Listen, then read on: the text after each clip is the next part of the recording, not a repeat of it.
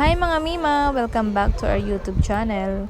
So, ngayon is mag-unboxing tayo ng Pediasure 3 Plus Ready to Drink. Kasi, di ba naalala nyo yung mga nanonood ng vlog ko about dun sa milk na 0 to 12 months and then 1 year to 3 years old. Ngayon, 3 years old na si Matt. So, ang bilis, no? Parang kailan lang. Ngayon, 3 years old na siya. So, si Matt kasi hindi na rin siya nagmi-milk or nagdedede.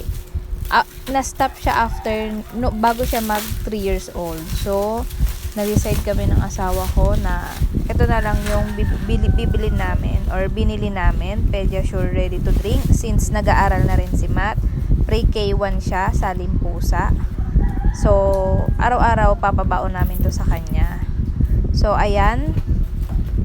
Bali, ang in-order ko is 32 pieces. Tapos, siguro mga nasa 1.3. Pero pag sa ano ka bumili, pag sa mall, parang 57 per piece ata. Pero pag sa Orange app kasi, nasa 50 pesos lang. Ito yung nakuha ko. And then, hindi naman ako nag-worry kasi sa Abot Philippines mismo ako nag-order sa shop nila. So, digit talaga.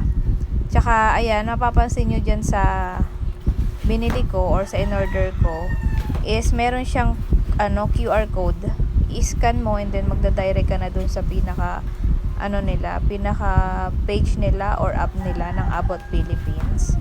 So, alam mo talagang legit. Tsaka, ang ganda ng packaging, guys. Ayan, ano siya. Sa isang box na yan, meron siyang 4 na laman. Bali, 110 ml lang pala to. So, ayan. Sa susunod na bibilin ko, yung vanilla. May vanilla flavor na milk. So, ito chocolate. Tapos, syempre, unang-una kong chinek dyan is yung expiry date. Tsaka, yun nga, kung legit siya. So, legit naman siya. Merong almost 500,000 na yung followers ng Abot Philippines sa Orange app. So, mamaya ipapakita ko sa inyo after nasa dulo ng video na to. So, keep watching. So, ipapakita ko sa inyo kung magkano yung presyo at kung saan ko siya binili. Pero makikita nyo rin dyan sa sa car, dyan sa mismong video. Meron dyang naka-direct na yan. Pag kinilik nyo yan, madadirect na kayo dun sa Orange app kung saan ko yan binili. So, ito nga siya. Bali, 4 siya sa isang box. Si Matt kasi, picky eater. Ayaw niya ng kanin. So, kung mapapansin nyo, medyo payat siya. So, kailangan tulungan talaga ng milk or chocolate milk. Kailangan pa rin talaga nila ng milk. Pero ngayon, kumakain naman na siya ng rice nung nag-3 siya. Ulam, chicken, mga ganun. Kumakain na rin naman siya. Pero, mas gusto ko kasi na para mas matulungan. Kasi, itong Pediasure din is for picky eater. So, malaking tulong din. So, ipapabaon ko sa kanya. Ang pasok niya sa school is 8 to 10 a.m. So, pwedeng breakfast na rin niya or merienda.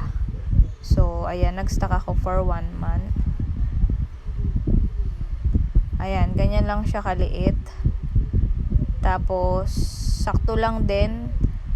Actually, mga after ko na itong, open, tinik ako muna yung unang tumikim. So, ang lasa niya is parang creamy chocolate na hindi matamis masyado. Sakto lang yung tamis niya. So, hindi siya yung sobrang tamis. Tapos, tsaka ako ipapatikim kay Matt. So, first time kong bumili nito kasi si Matt is magti-3 pa lang siya. Nag-3 na siya nung June. So, July na ngayon. So, kaka-3 lang niya. Ayan si Matty ko. So, 3 years old na siya. So, medyo payat kasi picky eater. So, observe ko nga kung i-continue ko tong Pediasure na to kung mag-improve, kung lumakas siya kumain or ano sa kanya, effect sa kanya. Pero at least yan, hindi siya yung mga ibang mga flavored drink na nakaka-worry dahil sobrang tamis, diba? Mas okay na yan. Maka-isa, dalawa siya sa isang araw, okay naman na. So, parang nagmi-milk na rin siya. Ayan, so mukhang gusto niya yung lasa, nag-enjoy naman siya. Next, itatry ko yung vanilla flavor. Ayan, so gusto niya kasi Kasi nga para lang siyang Milo na mas creamy pero hindi matamis. Yung parang Milo na walang sugar na creamy lang siya. So, gusto niya. Ayan. So, first time niya yan makainom niyan. Nagustuhan niya. So, ito na yung shop nila. Ayan. So, Abot Philippines. Nakikita nyo pati yung presyo. First Ayan, buyers makikita nyo natin din dyan, yung followers nila is almost 500,000. Ayan. So, dito lang kayo sa shop na to bumili. Kasi dito is legit. Marami na rin bumibili dito. Tsaka mga review. Nagbasa ako.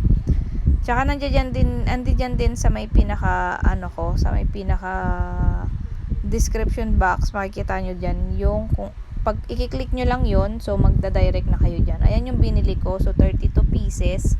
Parang ayun, 1,293 lang siya. Pero pag hindi siya naka-discount, parang umaabot yan ng mga 1,500. Parang ganun. Ayan, Abot Philippines.